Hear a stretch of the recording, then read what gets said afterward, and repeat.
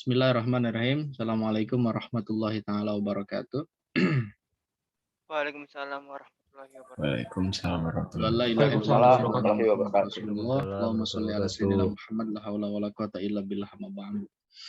Minggu lalu sudah kita bahas tentang pengertian pendidikan agama Islam, landasan, dasar hukum, kemudian peranan dan kedudukan PAI.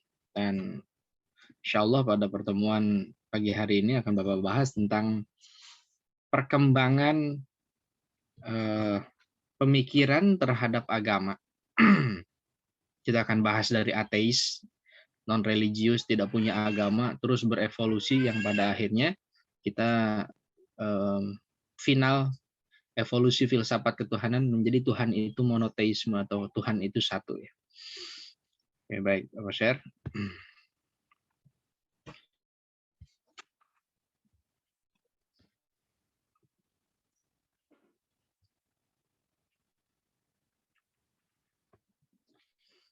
Perkembangan pemikiran terhadap agama. Ini nanti Bapak banyak dialog, tolong diaktifkan ininya nanti soundnya ya. Nanti Bapak tanya satu-satu. Nah, kita akan mendefinisikan apa itu agama ya. Seperti apa perkembangan pemikiran terhadap agama di dunia ini dan apa saja sih kebutuhan manusia terhadap agama, urgensinya seperti apa.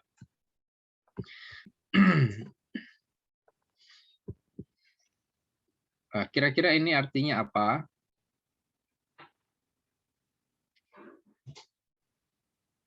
Yes, ada yang tahu artinya?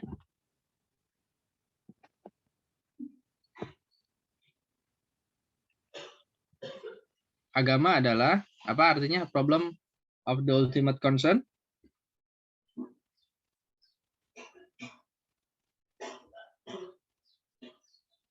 Yes, apa artinya?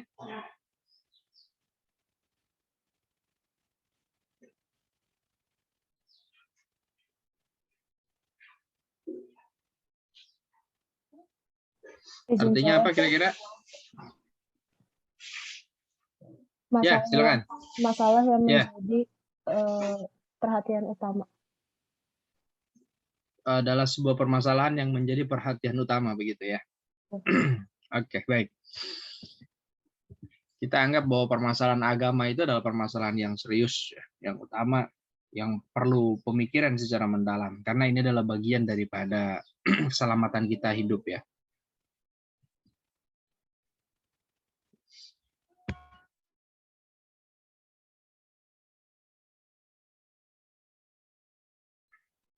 Baik, menurut Profesor Rasidi bahwa dalam membicarakan soal keagamaan, sikap objektif mustahil adanya. Objektif itu kan tepat ya, sesuatu yang memang tidak ada spekulatif dan alternatif, jadi tepat begitu. Bahkan Profesor Tillich mengatakan bahwa tiap-tiap manusia itu dalam keadaan involved, terlibat. Jadi karena saya orang Islam, ya maka saya adalah yang terlibat dalam Islam. Karena saya sudah mengaku Islam, kan KTP-nya Islam, ya maka kita harus merasa kita adalah bagian daripada Islam dan kita terlibat dengan itu. Ya, baik.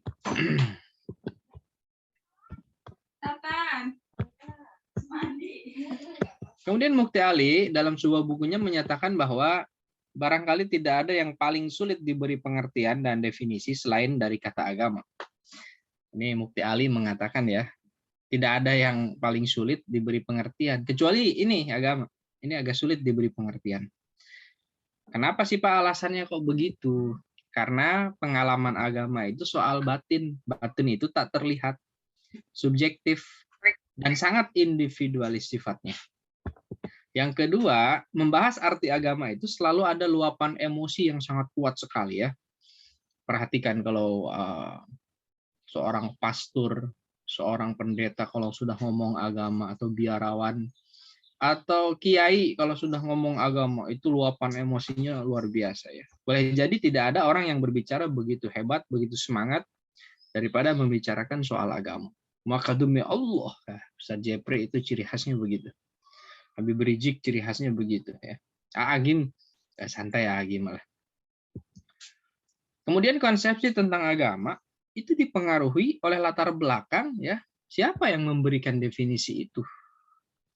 Mungkin barangkali anak santri pesantren yang memang dari kecil dia mondok ngaji dengan seorang preman, dengan seorang pelacur, dengan seorang mantan narapidana, dengan seorang mahasiswa yang sekolah umum saja, itu akan berbeda di dalam membuat suatu definisi tentang agama. Bapak dari STM, kalian misalkan dari mana, itu pasti akan berbeda. Mungkin bagi seorang pelacur, agama itu adalah penolong baginya.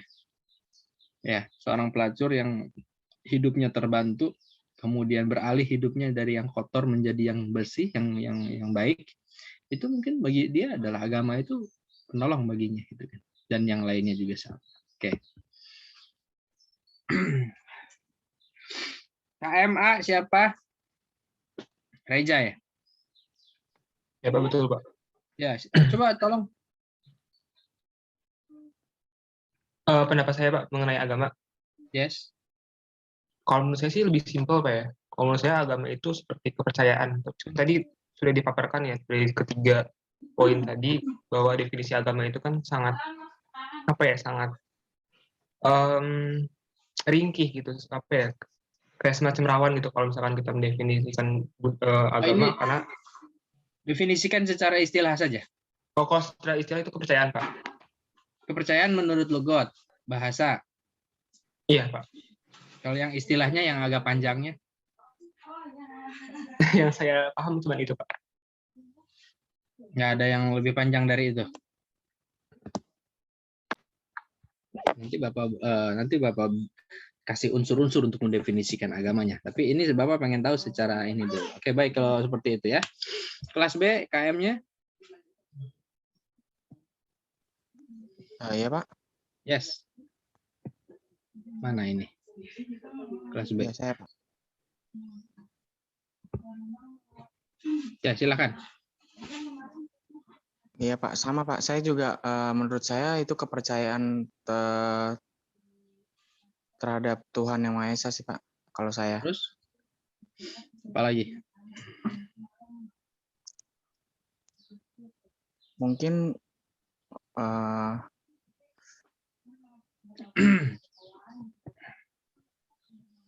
Udah. bisa, iya Pak. Cuman kepercayaan Tuhan Yang Maha Esa sih Pak. Kalau saya. Oke, baik. Coba Olivia.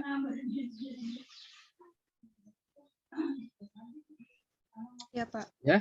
Ya, apa itu agama menurut kamu? Kalau menurut saya agama itu kayak seperti ajaran atau sistem yang mengatur tata keimanan agar taat kepada Tuhan. Oke, sistem yang mengatur tata keimanan agar taat kepada Tuhan. Oke, Kalista. Agama itu apa? Saya, agama itu adalah ajaran yang turun dari Tuhan, yang mengatur tentang hubungan antara kita dengan Tuhan dan sesama makhluk hidup, dan juga makhluk yang tidak terlihat. Iya. Hablum minan nas Allah ya. dan hablum minan nas ya. Oke, baik. Ini Muhammad Hafid sama Al-Hafid sama beda? Beda ya, Muhammad Hafiz. Yes, apa itu agama?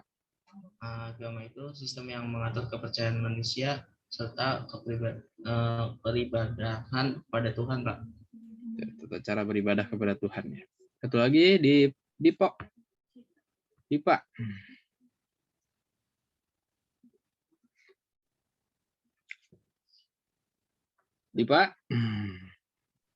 Saya Pak. Apa itu agama? Sama sih, kepercayaan terhadap Tuhan. Itu sama awal atau beda? Iya, makanya. Kan pendapat saya, Pak. Sama ya? Sama. Oke. Karena tadi Bapak bilang bahwa mendefinisikan agama itu tergantung latar belakang siapa orang yang mendefinisikannya itu. Dan manusia itu tidak satu pemikiran ya, pasti beragam gitu. Oke, baik.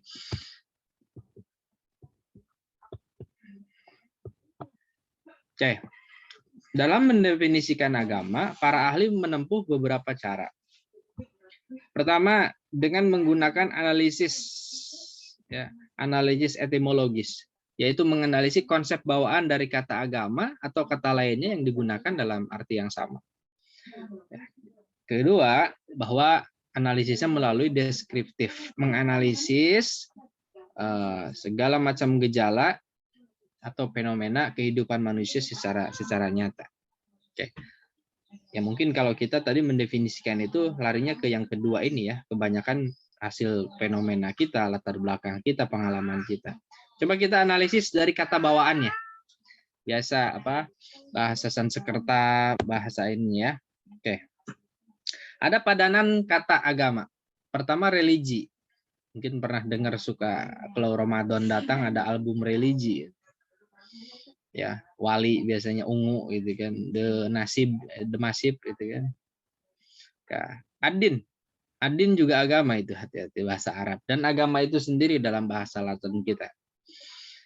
Ada yang mengatakan bahwa adin itu lebih luas pengertiannya daripada religi dan agama. Jadi seorang lamun religi mah album tapi kalau adin itu seolah Islam banget gitu ya. Adin itu agama banget. Tapi juga ada yang mengatakan bahwa agama dan religi itu hubungannya dengan Tuhan. Sementara adin bukan hanya dengan Tuhan, Pak.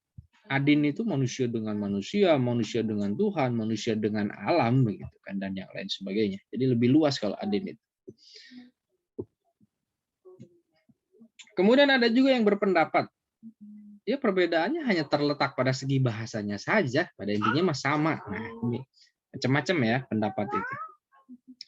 Kemudian secara etimologis, agama berasal dari bahasa Sanskerta, masuk dalam pemberdaraan bahasa Melayu Nusantara, dibawa oleh agama Hindu dan Buddha. Oke. Agama itu berarti A-nya tidak, gamai kacau. Berarti agama itu tidak kacau, tidak balau, alias teratur. Sehingga agama diartikan dengan haluan atau peraturan. Kuat dugaan bahwa teori ini dibawa oleh Ustadz Fahrudin Al-Kahiri, yang mana ia telah mengadakan pidato pada bulan September di Muka Corong Vault ya. Nah, sementara menurut Bahrum Rangkuti, teori tersebut sebenarnya tidak ilmiah, oleh karena mungkin yang menerangkan itu belum mengetahui bahasa Sanskerta. Memang A dalam bahasa kita tidak. Contoh aneka. Aneka itu apa? Aneka itu A-nya tidak, Eka-nya satu. Nah, berarti aneka itu tidak satu ya. Aneka berarti banyak ya. Banyak ya. Tapi kalau A panjangannya agama, artinya A di sini adalah cara atau jalan, sedangkan gamnya itu adalah pada mulanya gam adalah bahasa Indo-Germania, bahasa Inggrisnya to go yang artinya berjalan. Jadi agama itu adalah cara-cara berjalan pada keridhaan Tuhan. Kalau ini secara bahasa ya, secara etimologis begitu. Jadi cara-cara berjalan pada keridhaan Tuhan. Nah, religi dalam bahasa Belanda ya, kemudian dalam bahasa Inggrisnya religion, masuk dalam pembendaharaan bahasa Indonesia dibawa oleh orang-orang Eropa yang menjajah bangsa Indonesia ya. Zaman Belanda, zaman Jepang itu orang-orang meneliti Islam banyak ya. Ada Snok Horgronje gitu kan, yang pura-pura masuk Islam selama hampir berapa kurun waktu, dia sampai ceramah, sampai mendapat gelar Habib Kulit Putih itu Snok Horgronje. Karena kalau tidak ada Snok, Belanda itu akan sebentar menjajah Indonesia. Tapi karena ada Snok yang sudah penelitian di awal, sehingga lama itu 3,5 abad ya kita dijajah oleh Belanda. Dia masuk Islam, tapi meninggal dalam keadaan murtad, keluar daripada agama Islam. Jadi masuk Islam hanya ingin tahu kelemahan Islam itu seperti apa, khususnya di bumi Indonesia. Kemudian religi mempunyai pengertian sebagai keyakinan akan adanya kekuatan gaib yang suci, menentukan jalan hidup dan mempengaruhi kehidupan manusia yang dihadapi secara hati-hati dan diikuti jalan dan aturan serta norma-normanya dengan ketat agar tidak sampai menyimpang atau lepas dari kehendak jalan yang telah ditetapkan ya oleh kekuatan gaib tersebut. Sedangkan kalau ad-din itu berasal dari bahasa Arab. Ad-din ya. Inna dina indallahil Islam, begitu. Tidak ada agama yang paling tinggi dan mulia adalah kecuali agama Islam. Ad-din itu isinya tentang undang-undang, hukum, yang harus ditunaikan oleh manusia, dan mengabaikannya berarti hutang yang akan dituntut untuk ditunaikan dan akan mendapat hukuman atau balasan jika ditinggalkan. Nah itu ya, secara etimologisnya perbedaannya ya. Adin, religi, kemudian dan agama itu sendiri.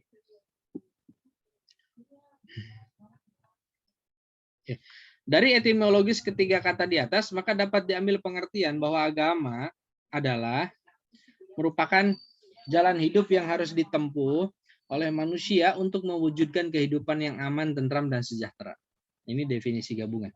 Bahwa jalan hidup tersebut berupa aturan, nilai, norma yang mengatur kehidupan manusia yang dianggap sebagai kekuatan mutlak atau gaib dan suci yang harus diikuti dan ditaati. Dan aturan tersebut ada, tumbuh dan berkembang bersama dengan tumbuh dan berkembangnya kehidupan manusia, masyarakat, dan budaya. Ya, ini gabungan daripada ketiga kata itu. Ya, jadi ada jalan hidup, ada aturan atau norma, dan memang aturan itu tumbuh berkembang bersama dengan tumbuh berkembangnya kehidupan manusia. Oke. Kemudian secara terminologis, ya, Harun Nasution mengatakan bahwa agama itu adalah pengakuan terhadap adanya hubungan manusia dengan kekuatan gaib yang harus dipatuhi. Ada pengakuan ya, seperti kepercayaan ya. Yang gaib itu ya maksudnya karena kita masih mendefinisikan agama secara umum, maka bahasanya gaib, tidak bahasanya Allah, tidak bahasanya Tuhan begitu. Kemudian pengakuan terhadap adanya kekuatan gaib yang menguasai manusia. Dan yang ketiga, mengikatkan diri pada suatu bentuk hidup yang mengandung pengakuan pada suatu sumber yang berada di luar diri manusia yang mempengaruhi perbuatan-perbuatan manusia. Ya, jadi ada pengakuan pada suatu sumber yang di luar diri kita manusia. Dan memang itu mempengaruhi perbuatan-perbuatan manusia ya. Kita merasa menjadi takut ya, merasa menjadi cinta, mahabbah dan yang lainnya. Kemudian kepercayaan pada suatu kekuatan gaib yang menimbulkan cara hidup tertentu. Kenapa sih banyak orang yang beragama melakukan ritual ibadah? Nah, ini kan cara hidup tertentu mereka begitu. Ya, karena ada kepercayaan kepada yang gaib. Alladzina yu'minuna bil ghaib. Salah satu ciri orang yang beriman itu adalah percaya kepada yang gaib. Ya, ajal gaib, materi rezeki itu gaib. Kemudian jodoh juga apa kalau jodoh? Ya gaib juga, nah, jodoh itu mysterious problem gitu kan. Kemudian suatu sistem tingkah laku ya yang berasal dari kekuatan gaib. Pengakuan terhadap adanya kewajiban-kewajiban yang diyakini bersumber pada suatu kekuatan gaib, pemujaan terhadap kekuatan gaib yang timbul, dan perasaan lemah dan perasaan takut terhadap kekuatan misterius yang terdapat dalam alam sekitar manusia. Ya, ajaran yang diberikan Tuhan kepada manusia melalui seorang rasul. Setiap agama itu berarti ajaran, dan memang selalu ada yang membawanya. Utusan Allah namanya rasul. Orang Kristen mempercayai adanya Rasul. Orang Nasrani juga Rasul, Katolik, Hindu juga semuanya Rasul. Dengan istilah lain bahwa agama itu adalah ajaran yang berasal dari Tuhan. Atau hasil renungan manusia yang terkandung dalam kitab suci dengan tujuan untuk memberi tuntunan dan pedoman hidup bagi manusia agar mencapai kebahagiaan dunia dan akhirat. Yang di dalamnya mencakup unsur emosional dan kenyataan bahwa kebahagiaan hidup tersebut bergantung pada adanya hubungan yang baik dengan kekuatan gaib tersebut. Nah, ini perlu digarisbawahi bahwa kebahagiaan kita manusia itu tergantung daripada hubungan kita dengan yang gaib. Nah, sekali lagi Bapak tekankan, bahagianya seseorang itu tergantung hubungannya dengan yang gaib tersebut. Ya, kalau dengan Allah kita agama Islam, ya bagaimana hubungan Anda dengan Allah? Allah mengundang silaturahmi sehari 50 waktu. Berdasarkan pelajaran Isra Mi'raj bahwa perintah sholat itu 50 waktu. Coba kira-kira. Kita beruntung nih ada Nabi Musa yang meminta agar Rasulullah, ya Rasulullah, minta keringanan kepada Allah. Umatmu nggak akan sanggup melaksanakan sholat 50 waktu. Coba. Kalau 50 waktu per 15 menit azan. Baru juga ngopi, belum selesai-selesai amat, udah azan lagi. Kan begitu. Ini sungguh akan merepotkan kita manusia kalau seandainya 50 waktu itu ditetapkan. Untung Musa, ada Musa ya. Kita berterima kasih. Untung terjelas tak Musa, udah biarin aja mampus umat Muhammad lah 50 waktu gitu kan. Nah, untuk Nabi Musa baik sama kita. Minta keringanan. Walaupun sudah 5. Berapa Muhammad? 5. Aduh. Angger 5G karabluk. Ya. Masih 5 minta keringanan lagi Muhammad. Ya sudah, aku sudah malu kepada Tuhanku. Nah, ketika itu datang suara dari Allah bahwa ya Muhammad 5 waktu sholat maka pahalanya dikalikan 10. Jadi walaupun umatmu 5 waktu sholat tapi kebaikannya tetap 50 kebaikan, 50 pahala. Nah, itu silaturahmi. Allah mengundang kita silaturahmi pada setiap harinya 5 waktu sholat. Tinggal bagaimana kita rajin apa tidak silaturahminya, ibadahnya, sujudnya. Kalau ingin bahagia maka perhatikan hubungan kalian dengan yang gaib itu. Kalau jauh daripada hubungan itu, maka tidak akan ada kebahagiaan dalam hidup kita. Itu rumus kehidupan. Ya, jaga hubungan baik kita. Allah kan tidak mau diduain katanya ya. Tidak mau Allah itu diadakan tandingan. Mahasiswa ingin lulus datang ke mbah, datang ke dukun, datang ke gunung. Nah, Allah sedih kalau begitu. Allah marah. Inna syirka la zulmun azim. Syirik itu adalah kezaliman yang sangat besar. Ya. Jaga hubungan itu, jangan bikin Allah marah, jangan bikin Allah kesal. Ya, hanya Allah, cukup Allah dan lagi-lagi Allah. Atau kata menurut apa itu? Hanan Ataki begitu ya. Oke, baik. Nah, kalau kita mau mendefinisikan agama, ini ada bahan-bahannya ya, seperti bikin bala-bala lah, ada bahan-bahannya. Pertama, ada unsur kepercayaan terhadap kekuatan yang gaib. Coba ini dicatat dalam catatan kecil, nanti Bapak minta definisikan lagi agama dengan bahan-bahan ini, dengan yang komplit daripada tadi. Tadi kebanyakan menyebutkan secara bahasa, simple, singkat, padat, jelas. Gitu. Nah, nanti Bapak minta bikinkan lagi definisi agama yang sekumplit-kumplitnya, yang sejelas-jelasnya. Oke. Kepercayaan terhadap kekuatan gaib yang menjelma dalam bentuk yang bermacam-macam. Jadi ada unsur kepercayaan terhadap kekuasaan yang gaib.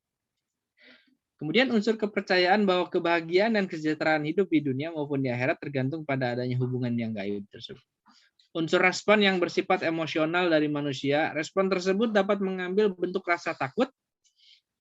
Ya, kalau kita sudah percaya kepada yang gaib, maka akan muncul rasa takut. Apalagi kekuatan itu menguasai diri kita. Walaupun memang kekuatannya di luar diri kita, ya. Muncul rasa takut, takut saya diazab, takut saya disiksa, takut tidak diberikan kebahagiaan dan yang lain sebagainya. Nah, kemudian muncul lagi rasa cinta. Karena tadi daripada saya takut, saya menjadi cinta kepada Allah, mahabbah, dan akhirnya mau melakukan penyembahan, pemujaan. Muja boleh ke Allah. Tapi jangan muja ke harta, jangan muja ke makhluk yang lain gitu. Dan pada akhirnya respon tersebut itu mengambil bentuk dan cara hidup tertentu bagi masyarakat yang bersangkutan, yes. Kalau orang sudah percaya, sudah yakin kepada yang gaib, gitu, takut, cinta, maka dia akan hidup membentuk sendiri ya kultur, tradisi dan budaya yang bersangkutan ya. Sholat, sarungan ya. Itu kan karena dia sudah mempunyai keimanan kepada Allah.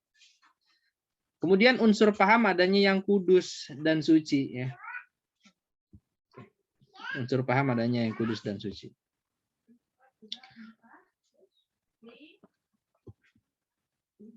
Oke. Kepercayaan terhadap agama itu ada dimensi fikir, ada dimensi percaya. Oke. Manusia dengan akalnya berpikir dan berfilsafat mencari kebenaran dan realitas. Seiring berjalannya waktu, ini contoh yang dialami oleh Nabi siapa yang kira-kira mencari Tuhan melalui akalnya dulu? Nabi Musa. Ya, Nabi Ibrahim kalau Pak. Nabi Ibrahim alaihi salam ya. Itu kisah Nabi yang mencari Tuhan melalui akalnya dulu. Dia pikir matahari itu Tuhan kali ya, disembah, dipuja. Tapi begitu sore menghilang. Kok Tuhan menghilang katanya. Datang malam, dia pikir bulan itu Tuhan katanya. Nah, seiring berjalan waktu, proses berpikir tidak saja mencapai kepuasan, tidak puas. Akan tetapi timbul keraguan dalam diri Ibrahim itu. Ya, lah kok Tuhan kok menghilang? Kok Tuhan tidak selalu ada begitu?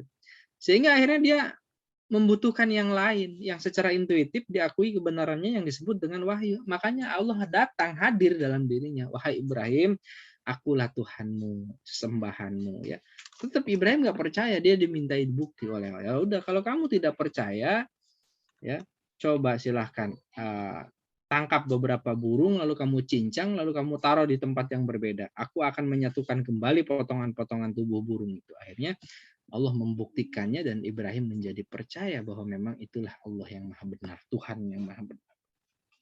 Itu melalui dimensi fikir.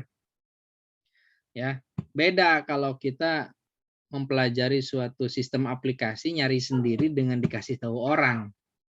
Kalau nyari sendiri kan pasti aduh kesulitan, aduh ini gimana caranya gitu kan. Tapi kalau dikasih tahu sama mentornya masih sudah selesai. Tinggal praktek saja aplikasinya begitu. Kemudian dimensi percaya. Percaya adalah sikap membenarkan sesuatu sebagai benar.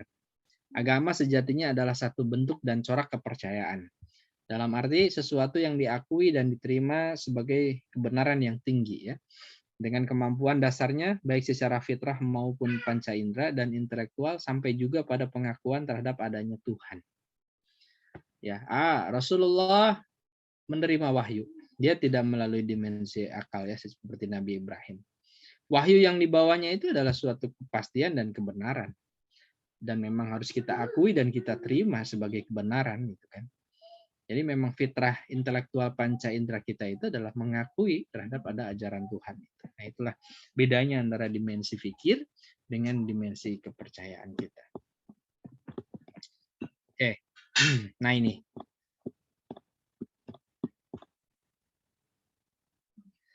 Ada dua cara ya. Kita mengenal Tuhan itu.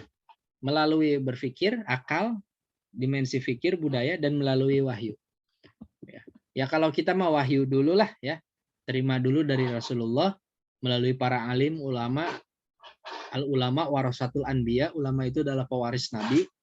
Dan kemudian kita pikir benar, oh ternyata benar wahyu ini dirasa-rasa seperti begitu, terima, maka kembali lagi kepada wahyu. Ya, beda sama paham animisme dan dinamisme ya.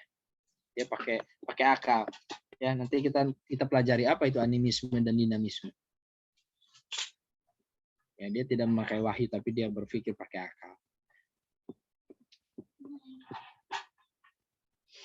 Seorang antropolog, ya, Malinowski mengatakan bahwa there are not people, however primitive, without religion.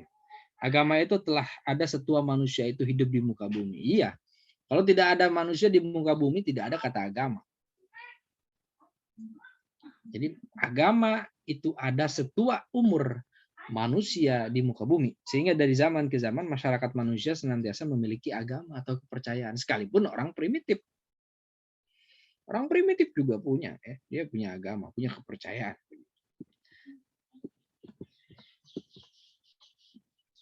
Sementara itu para pakar Islam berpendapat bahwa benih timbulnya agama pada manusia itu muncul dari penemuan manusia terhadap kebenaran. Oh iya, ini ajaran benar. Keindahan estetika, nilai kebaikan ya. Gabungan dari ketiganya adalah kesucian, Al-Qudus tadi. Manusia dengan naluri ingin tahunya berusaha untuk mendapatkan apakah yang paling indah, yang paling benar dan yang paling baik. Ketika itu ia berusaha untuk berhubungan dengan yang maha suci, bahkan berusaha untuk mencontoh sifat-sifatnya. Dari situlah agama lahir, bahkan dari situ pula dilukiskan proses beragama itu pada hakikatnya sebagai upaya manusia untuk mencontoh sifat-sifat yang maha suci.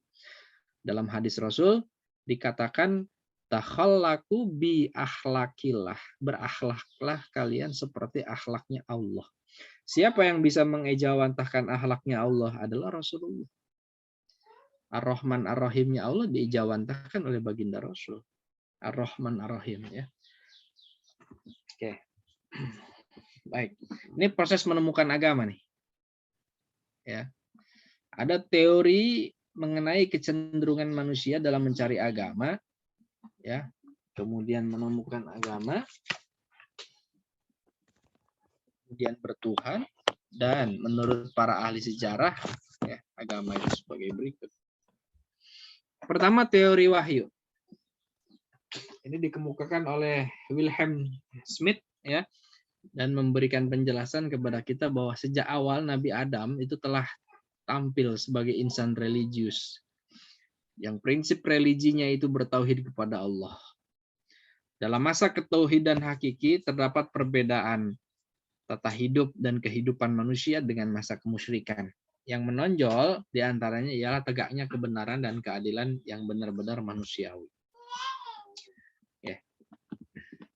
Kemudian tugas dan peranan diutusnya para nabi dan rasul dengan silih berganti adalah untuk mengembalikan manusia dari paham kemusyrikan dan kebiadaban menuju paham tauhid dan keberadaban.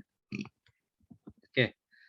Jadi kita tahu bahwa silih bergantinya dikirim diutus para nabi dan rasul, ya pertamanya ya orang-orang benar bertauhid, kemudian lama-kelamaan syirik menyimpang ya. Kemudian dikirim lagi para nabi dan rasul, tauhidnya benar lagi. Kemudian meninggal para nabi dan rasulnya, musyrik lagi, penyelewengan akidah lagi. Ya, zaman masa Nabi Isa sudah wafat, itu ada kekosongan nabi ya, namanya masa patroh. Kurang lebih selama 600 tahun. Maka jahiliyah lah penduduk Arab pada waktu itu. Diutuslah Muhammad untuk mengembalikan ya akidah daripada umat ini sehingga menjadi tauhid yang baik ya. Dan sekarang sudah meninggal lagi ya. Ya, nabi terakhirnya sudah wafat lagi nih. Khawatir nanti umat pada kembali lagi ya.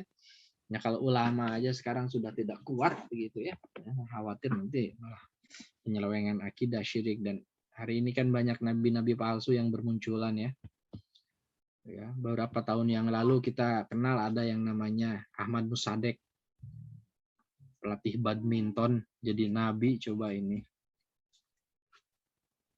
Sepatu wahyunya dari Bogor lagi gitu kan. Tangkap polisi 2 tahun penjara. Ada juga yang dari Bandung Ranca Ekek namanya Sayuti, tukang cukur jadi ngaku nabi gitu kan. Kemudian di Jakarta ada Lia Edan.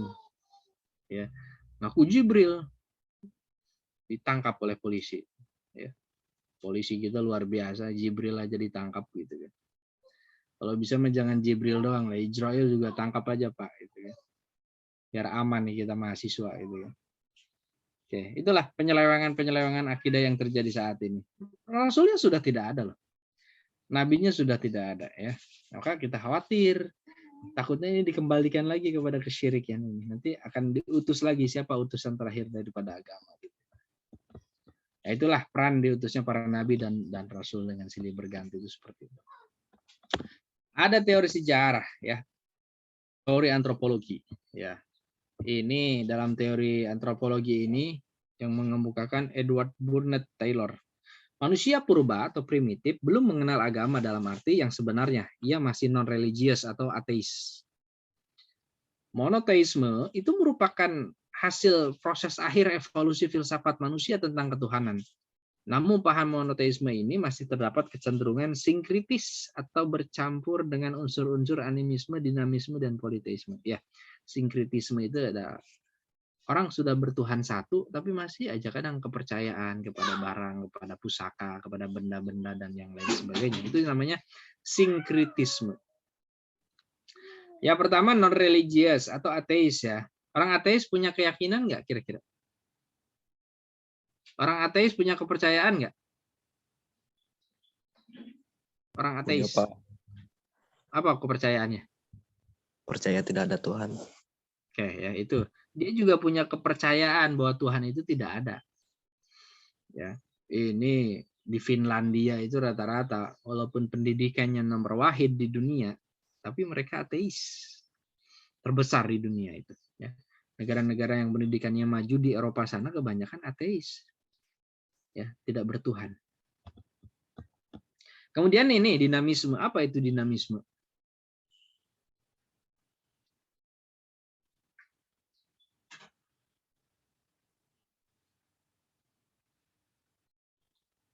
Dinamisme juga sebuah kepercayaan. Kira-kira apa ini dinamisme itu?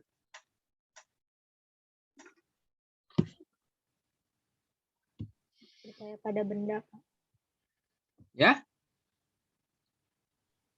Percaya pada benda-benda. Yes, oke, baik. Kalau saya nggak pakai sabuk ini, kali udah mati, kali kelindes truk. Untung saya pakai sabuk ini. Nah, itu. Ya, untung di rumah saya ada perkutut, jadi jualan seblaknya laris. Nah, itu ya. Itu dinamisme, hati-hati. Untung saya bawa batu aki ke kampus gitu kan. Jadi saya juara umum terus gitu kan. Kalau nggak bawa batu aki, waduh, di hair terus saya sama dosen. Nah, begitu. Ya, itu dinamisme, percayaan akan adanya kekuatan pada benda. Kalau animisme apa?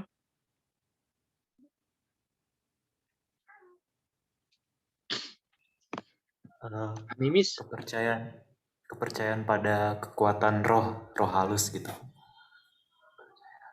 Oke. Kepercayaan kepada penunggu, ya, penunggu atau roh-roh nenek moyang, roh halus. Nah, di pohon itu pohon besar itu, kita harus bawa sajen di sana. Bahwa kalau punya keinginan nanti dikabul di sana. Nah, itu kepercayaan animisme itu begitu. Roh. D itu kalau dinamis D itu benda, DD itu. Itu rumus tuh harus dipegang nanti UTS keluar.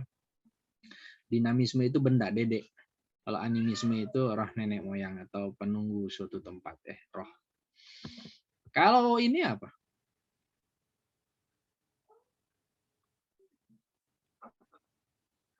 Poli. Poli itu ya ada poli bedah, ada poli dalam, wah banyak pokoknya, poli mata segala macam. Berarti poli itu apa? Lebih dari satu. Oke, kepercayaan akan adanya Tuhan lebih dari satu.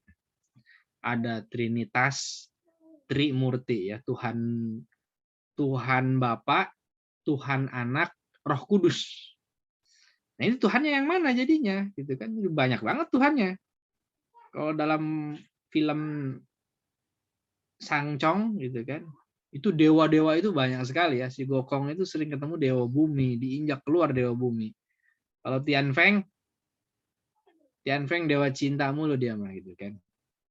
Ya, dia mah pengagum Dik Chang'e gitu kan. Nah, itu banyak sekali dewa matahari, dewa bumi, dewa rezeki, dewa cinta. Itu politeisme namanya ya. Dan terakhir apa itu?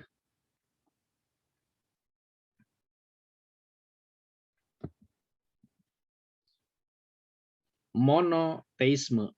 Final.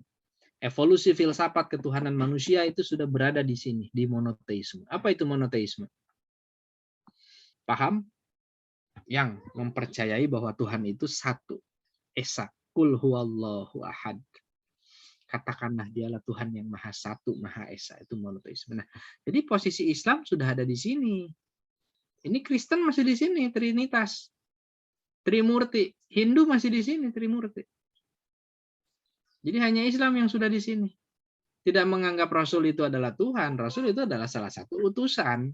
Sama seperti Nabi Isa yang diserupakan oleh Allah, ya. Sebenarnya seorang Yudes. Yudes itu pengkhianat. Dia yang diserupakan oleh Isa dan kemudian disalib sebagai penebus dosa-dosa manusia. Ya, di sini Islam sudah monoteisme, sudah percaya kepada satu Tuhan. Tapi terkadang sinkritis. Sinkritisme itu tadi apa? Tercampur. Islam sudah menyatakan Tuhannya satu, tapi aja masih mempercayai. Orang Islam banyak yang pakai gelang apa, cincin, ya, pusaka di motor, di dompet, di jok, di mana itu karena ini sinkritisme ini masih ada unsur kecampuran, tercampur.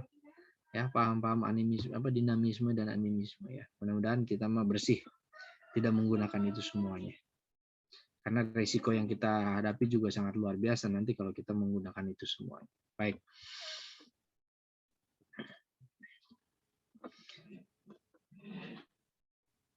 Oke. Alur pemikiran teori tersebut menuturkan bahwa sesungguhnya Tuhan itu pada mulanya tidak ada. Selanjutnya menjadi ada. Dan yang mengada-adakan Tuhan itu adalah manusia sendiri. Dengan kata lain, Tuhan adalah ciptaan manusia. Ini hati-hati nih. Hal semacam ini yang sering dikumandangkan oleh orang-orang komunis ateis, anti agama. Sehingga mereka berpendirian bahwa agama itu tidak ada, itu karena ada kita aja manusia yang mengatakan Tuhan, Tuhan, padahal nggak ada yang kita sendiri. Nah ini hati-hati paham yang salah ya. Kemudian mereka mengampanyekan agar kehidupan manusia dijauhkan dari segala sesuatu yang berbau agama atau sekuler. Ya, sekuler. Gitu. Paham ya? Ini paham yang salah ini. Oke, apa kira itu ya materi untuk perkembangan pemikiran terhadap agama. Baik, kalau ada yang mau ditanyakan, silahkan monggo. Bapak buka sesi tanya jawab. Oke, silahkan. Jadi pemikiran perkembangan terhadap agama yang tadinya ateis, non-religius, tidak punya keyakinan sama sekali, lama-kelamaan dia dalam perjalanan hidupnya kan tadi dikatakan pakai akal ya. Dia melihat mungkin ini pohon besar, ini keramat, mempunyai sesuatu petuah dan yang lainnya. Atau ada benda-benda aneh yang turun dari langit atau dari bumi, dianggap keramat, memiliki petuah dan spirit energi positif segala macam. Lalu ada roh-roh nenek moyang yang sudah meninggal juga yang memang masih ada begitu. Kemudian menganggap bahwa Tuhan itu banyak atau politeisme, dan yang terakhir itu adalah baru final evolusi filsafat ketuhanan yang menyatakan bahwa Tuhan itu benar-benar satu ya. Qul huwallahu ahad. Oke. Silakan ada yang mau bertanya? Tadi ya Bapak belum tanya ulang nih. Setelah kita tadi tahu bahan-bahan dan unsur-unsur agama, coba tolong satu orang definisikan pemahaman kalian terhadap agama yang dengan bahan-bahan tadi ya, yang full, tidak secara singkat. Ada yang mampu untuk menyusun definisi agama versi yang tadi sudah Bapak ajarkan dengan bahan dan unsurnya? Pastinya rada komplit kalau sekarang bikin definisi agama karena sudah belajar tadi unsur-unsur agama. Oke, satu orang laki-laki atau perempuan?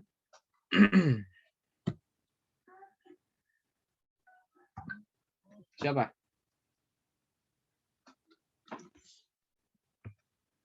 Jadi agama itu apa?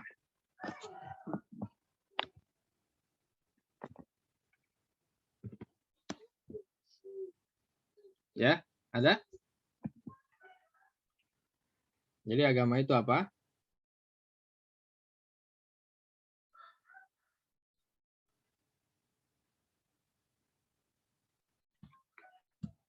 Nggak ada yang bisa. Tadi udah bisa dari awal, dari dasar sudah bisa, padahal. Tinggal dikumplitkan saja. Tinggal disempurnakan saja.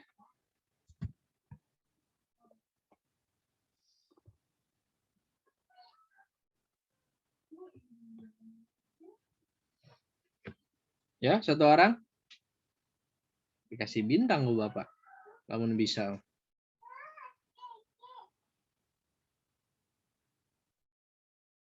Mau coba, Pak? Ya, boleh.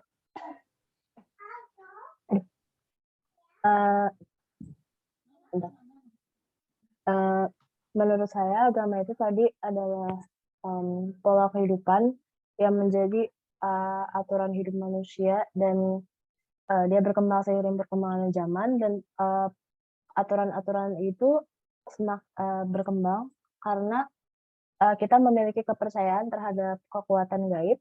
Nah, dari kepercayaan itu akan semakin kuat, dan akhirnya kita menjaga kepercayaan itu untuk menjaga kebahagiaan kita di dunia dan di akhirat.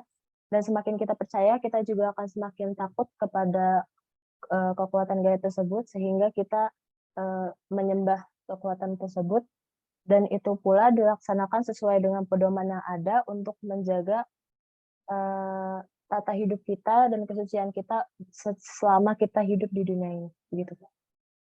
Terima kasih.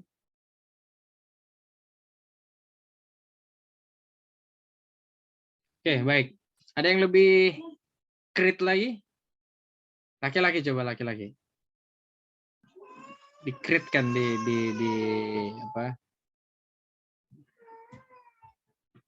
disistematiskan.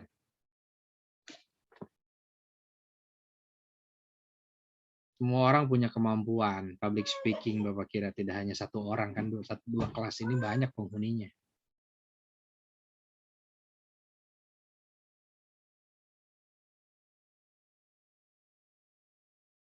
Ya, siapa yang bisa meramu lagi, meracik?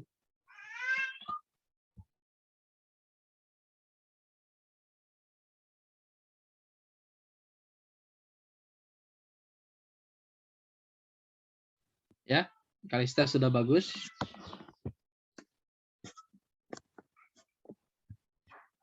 Yang lainnya ingin menjadikan insan religius, minimal dia bisa memberikan definisi tentang agama itu apa. Oke. Kalau public speaking, semua mahasiswa di Unsika public speaking sudah bagus, tapi ketika diarahkan kepada mendefinisikan agama, nyambung tidak public speakingnya.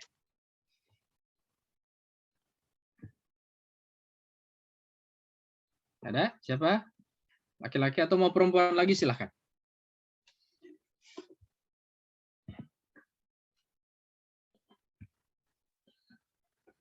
Ada reward dari Bapak tuh, ada bintang tuh. Ya, kalian beragama kan, gitu kan?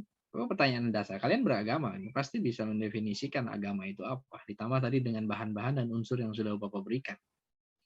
Ada kepercayaan, ada gaib, ada rasa takut, cinta, ada penuh harapan, penyembahan, ada norma, isi aturan, dan yang lainnya. Itu kan bahan-bahannya. Ada Rasul tadi, Rasul juga ada bahannya. Ada kebahagiaan, ya. Nah, itu mungkin jadi tujuan nantinya gitu kan, di dalam definisi itu. Bahagia dunia dan akhirat. Ada hubungan, menjaga hubungan, bagaimana tergantung daripada menjaga hubungan dengan yang gaib. Bahannya itu. Sangat gampang sekali Bapak kira. Ya. Ada? Masih ada? Atau yang nanya, yang mau? Yes. Siapa? Izin jawab, Pak. Ya, Cinta. Renita. Jadi menurut saya agama itu adalah suatu peraturan yang mengatur keadaan manusia maupun mengenai sesuatu yang gaib, mengenai budi pekerti dan pergaulan hidup bersama. Sudah? Sudah, Pak. Oke, ada yang lagi yang ingin menyempurnakan? Udah ada yang gaibnya udah muncul. Saya boleh coba? Boleh. Boleh mencoba belajar, dan kapan lagi? Udah lulus menjadi sarjana tuh. Agama adalah kepercayaan manusia terhadap hal-hal gaib dengan keberadaan kekudusan atau hal-hal yang suci dan membuat seseorang takut akan membuat dosa sehingga memperoleh kecintaan dalam bentuk penyembahan terhadap yang maha suci serta berusaha untuk mengikuti sifat-sifat kesuciannya agar memperoleh kesejahteraan, keamanan, dan ketentraman dalam kehidupan. Hampir sempurna nih. Ada unsur tadi hampir tersebutkan semua ya. Ya, ada norma, aturan, ada rasa takut segala macam ya. Hampir sempurna itu banget. Ya, nanti itu menjadi modal nanti kalau ngisi soal ujian tengah semester itu pertahankan komposisi definisi yang kita bikin gitu. Bapak tidak suruh melihat ke buku, tapi bagaimana otak kita menerangkan sendiri. Ya, dari hasil renungan, dari hasil analisis dan kemampuan sehingga muncul definisi itu. Ya. Jadi murni benar-benar ujiannya ya, hasil kita itu. Oke, masih ada? Saya izin mencoba, Pak. Ya, Reza. Jadi agama itu kayak semacam sistem kepercayaan ya terhadap kekuatan gaib atau Tuhan sebagai pedoman hidup manusia, baik itu berhubungan dengan Tuhannya, hablum minallah dan hablum minan nas, hubungan pada manusia sama manusia, untuk bisa mewujudkan kehidupan yang bahagia baik di dunia maupun di akhirat, Pak. Tuhan seperti itu. That's good. Ada ya unsur-unsur itu ada tadi Bapak dengar ada tersebutkan semua. Oke, tinggal nanti benar-benar disempurnakan lagi definisi kaliannya masing-masingnya untuk nanti dituangkan ya pada saat ujian Bapak kira. Dan harus tahu unsur-unsur agamanya. Kalau Bapak berikan soal apa itu definisi agama dan apa saja unsur-unsur agama itu. Walaupun tadi menurut Harun Nasution ya, itu rektor UIN Syarif Hidayatullah dulu sebelum Aziumardi Azra itu dulu. Orang filsafat memang ya. Oke. Baik Bapak kira itu ya yang bisa Bapak sampaikan dalam kesempatan pagi hari ini. Mudah-mudahan ada manfaatnya untuk kita semuanya.